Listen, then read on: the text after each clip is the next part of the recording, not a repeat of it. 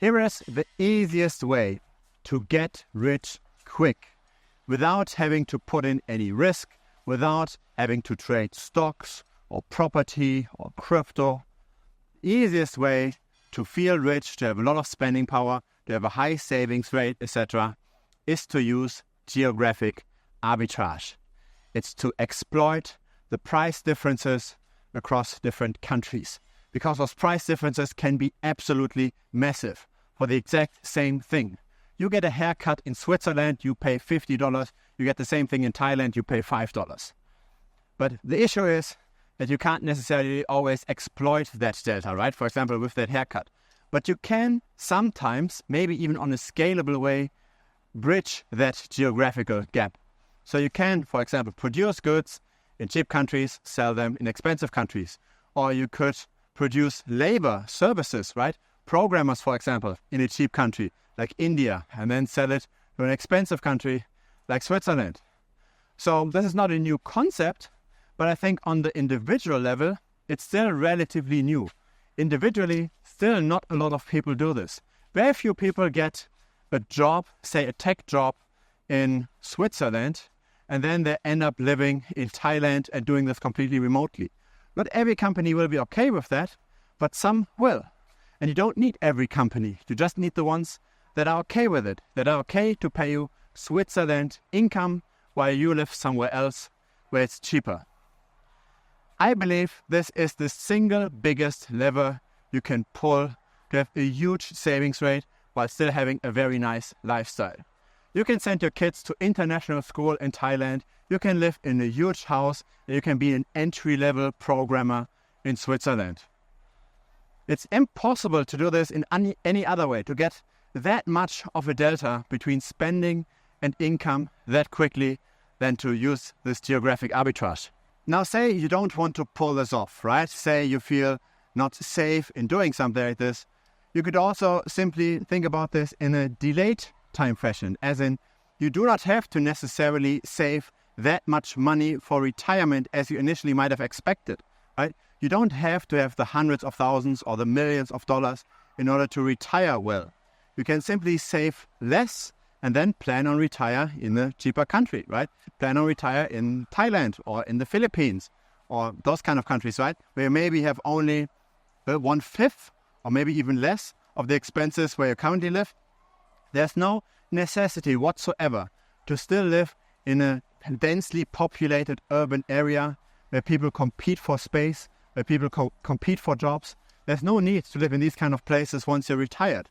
You can live way, way cheaper, way, way more comfortably, way less stressful, less noise once you retire in a cheap country and when you earn all your money in those high income countries. And the pure fact that there's still such a big gap between the different countries in income tells me that not a lot of people yet do this, right? It's actually somewhat easy to pull off if you put this in relationship to the income increases that you get or to the expense reductions you get, right? Trying to get a raise at your job of 10-20% can be a whole year of super hard labor, and you're not even sure if you're getting it, and you're not even sure if you get these kind of raises constantly. But 3xing your income suddenly just by looking around for a position that allows for these kind of remote arrangements. Right? How is that with effort versus reward? How does this compare? Right? It's super easy money, relatively speaking, if you are okay, of course, to move. And let me tell you something. Once you earn more and more money, you have to become location independent. The senior management of big companies, they have to fly to different places all the time. They have to look at different production facilities. They have to meet clients. They are not at home most of the time. They're in different places. And yeah, they might earn the money, but you can get the same thing already now without having to become like 50, 60 years old until you get these kind of positions. Now you might think that maybe living in a lower income country isn't as comfortable compared to living, say, in the US or living in Europe. And to a degree, this might be true for the vast majority of people.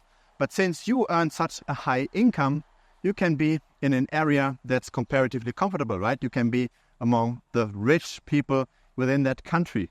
And in the end, if you are not if you don't get into a country that is too much on the lower end, that still has proper infrastructure, still has proper education for the kids, still has nice hospitals. If all of those basic things are met, internet is stable, etc., and there's really no downside whatsoever to live in a lower income country. Regarding taxes, things can also be better. For example, you could have a consultancy contract with the Swiss company. Instead of being directly employed, you could have your own little company that's somewhere else that then has a consultancy contract with the Swiss company, and then you're handling all the taxes with that company. So you can suddenly offset all the expenses that you have. You're not paying anymore just on your income, you're basically paying on your savings rate, because everything that you expense that's related to the business isn't taxable. So there are a lot of improvements, there are a lot of fine ways to improve the income over time, the income to expense ratio, and you have to be somewhat creative with this.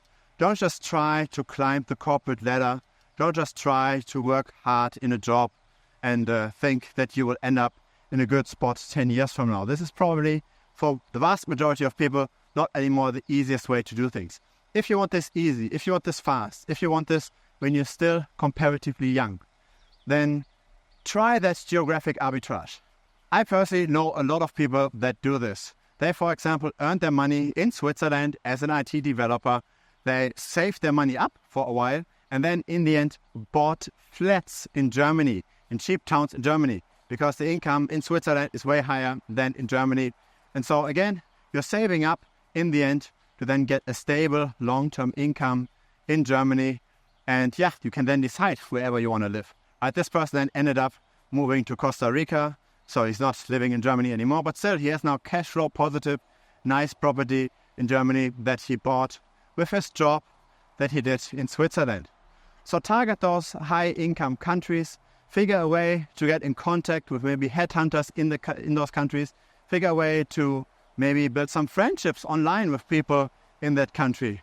See if you can somehow get your hands towards moving to that country, get some kind of job. Maybe the first job doesn't even have to be remote. Get used to the way of working. And then once you're there for a few years, then maybe try to upgrade to that remote job where you then can move either back to your original low-cost country or you can move to any other low-cost country, right? I really believe that this is where the future is because the delta between those different countries is still so massive and it's not yet exploited enough. And a lot of people that got insanely rich, they simply just scaled this up, right? They didn't do this with their own work, but they simply just produced in low-income countries, sold it to high-income countries. So that concept is not new, but it's definitely pretty new on the individual level. But I do believe that it is on the rise, and you don't have to be a digital nomad for that, right? You can still settle down in that low-income country. You can still build your family here. There's lots of international schools, potentially also with the native language that you're speaking. There are many, many ways to make this work. Simply just look very deeply into the details of your specific case, right? What could be potential destinations? What could be both for earning money, but also for spending money? How is this to be arranged with, say, the school? How can I set this all up? But if you take some time with that, right, I think in the end, it's really worth it.